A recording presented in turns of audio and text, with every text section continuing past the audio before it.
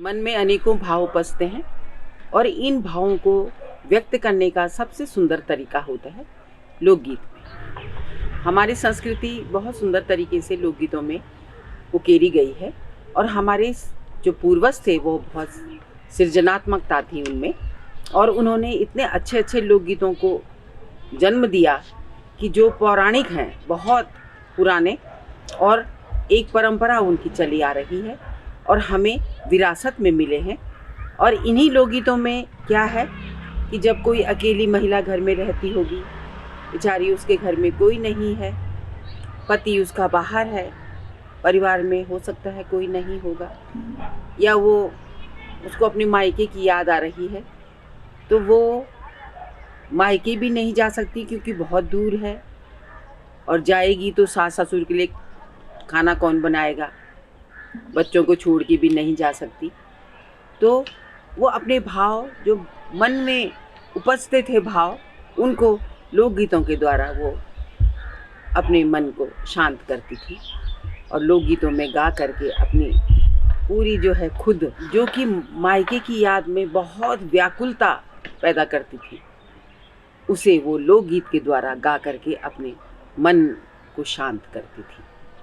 और यही लोकगीतों में उकेरा गया है। या वो प्रकृति के साथ, चाहे वो वृक्ष हो, चाहे वो पहाड़ हो, चाहे वो छोटा सा एक पौधा हो, चाहे वो पंछी हो, चाहे वो खग मृग हो, कुछ भी हो, उनके साथ अपने भाव व्यक्त करती थी और उनसे अपनी व्यथा कहती थी। जैसे हे गुरी डांडी लगाओ मेरी क्षमा, मेरी माँ जी माँ बोल्या लगाओ मेरी क्षमा।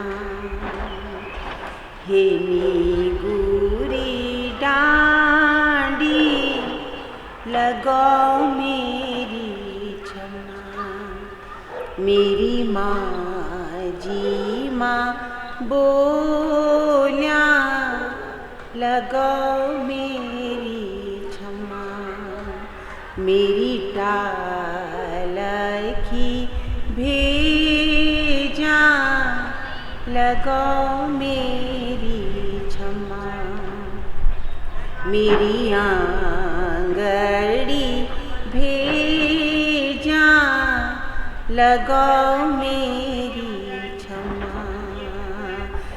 हे गुरी डांडी लगाओ मेरी क्षमा।